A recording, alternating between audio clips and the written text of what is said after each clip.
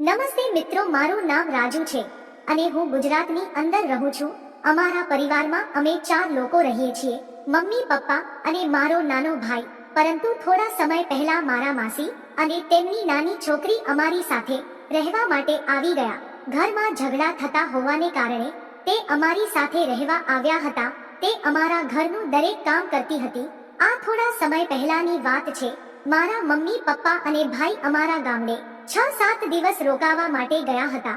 પરંતુ હું ગયો નહોતો કારણ કે મારે ધોરણ 12ની પરીક્ષા આપવાની હતી અને મારી પરીક્ષાની તૈયારી ચાલી રહી હતી.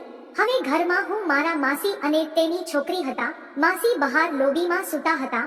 મારા માસી શરીરમાં થોડાક મોટા હતા પણ તે દેખાવમાં ખૂબ જ સુંદર હતા. મારી નજર હંમેશા તેની ઉપર રહેતી. તે પંજાબી ડ્રેસ પહેરતા હતા. ઘણી વખત હું તેના વિચાર કરીને શાંત થઈ જાઉં છું અને મનમાં ને મનમાં હું ક્યારે મોકો મળશે અને ક્યારે મારી કિસ્મત ખુલશે તેની વાટ જોઉં છું. માસીએ રાત્રે જમવાનું બનાવ્યું અને અમે બધાએ સાથે બેસીને ખાધું. ત્યારે માસી કહેવા લાગ્યા કે રાજુ, તારા રૂમમાં ડીવીડી પ્લેયર છે તો કોઈ જૂનું પિક્ચર લગાડ. ઘણા સમયથી મેં જોયું નથી. આજે મારે જોવું છે.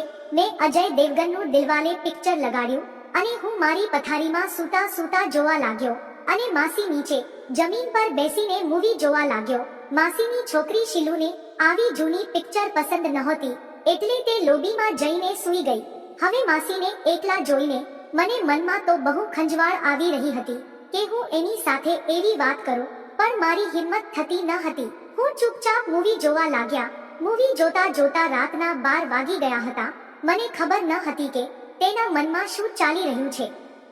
પિક્ચર જેવું પૂરું થયું એટલે મેં ટીવી બંધ કરી દીધું તો માસી બોલ્યા, ટીવી શું કામ બંધ કર્યું છે? હજી તો હું જોઉં છું. જો તારે ના જોવું હોય તો તું સૂઈ જા. મેં કહ્યું કે માસી, ઘણી બધી રાત થઈ ગઈ છે, તમે પણ સૂઈ જાઓ. તો તે બોલ્યા, હું મારી રીતે સૂઈ જઈશ. તો મેં તેમને કહ્યું, સારું, તમે જ્યારે જા ત્યારે દરવાજો અને લાઈટ બંધ કરતા જજો અને સવારે મને વહેલા ઉઠાડી દેજો. તો માસીએ કહ્યું, તું સૂઈ જા, મને નીંદર નથી આવતી એટલે હું થોડીક વાર માટે ટીવી જોઈશ. થોડીક વાર પછી ટીવીની આવાજ આવતો બંધ થઈ ગયો.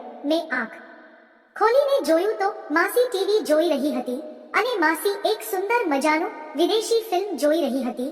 એટલે હું સમજી ગયો કે માસીના મનમાં પણ કંઈક તો ચાલી રહ્યું છે.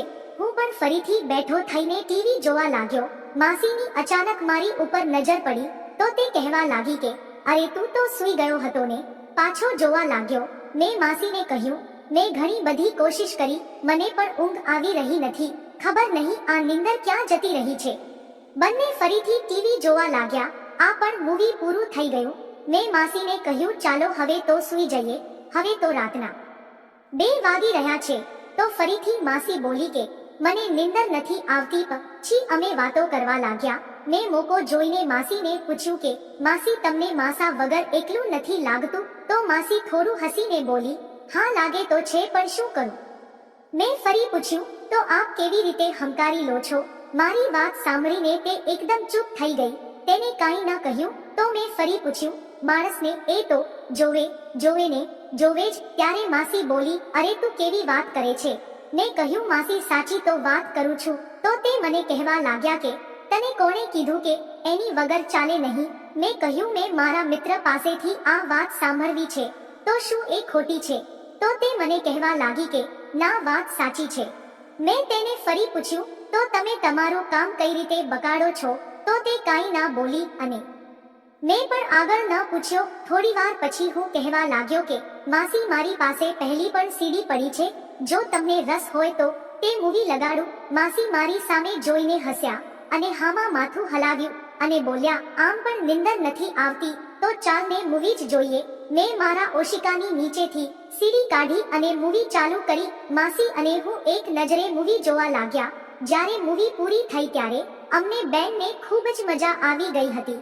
પછી મેં તેની સાથે વાત કરવાનું શરૂ કર્યું અને અંતમાં મેં તેને આનંદ કરવા માટે મનાવી લીધા અને કહેવા લાગી કે હું પણ ઘણા દિવસથી તારી ઉપર નજર રાખી રહી હતી, પણ શર્મને કારણે હું બોલી શકતી ન હતી. મેં કહ્યું, માસી, તમે એકવાર મને કહ્યું તો હોત, હું તમને બધું જ આપી શકતો હતો.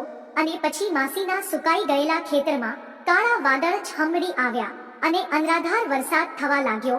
વીજળીના કડાકા અને ભડાકાની સાથે 3 થી 4 વાર વરસાદના વાદા આવ્યા અને સવારે 8 વાગ્યા અમારી આંખ ઉઘડી. હું ફટાફટ ફ્રેશ થઈને સ્કૂલ જવા માટેની નીકળી ગયો. હવે માસીની જવાબદારી મારી પર આવી ગઈ હતી. અમે બંને લાંબા સમય સુધી મિત્ર રહ્યા. મિત્રો, વિડીયો પસંદ આવ્યો તે વિડીયોને લાઈક અને ચેનલને સબસ્ક્રાઇબ જરૂર કરજો. ફરી મળીશું એક નવા વિડીયોમાં. ત્યાં સુધી આવજો.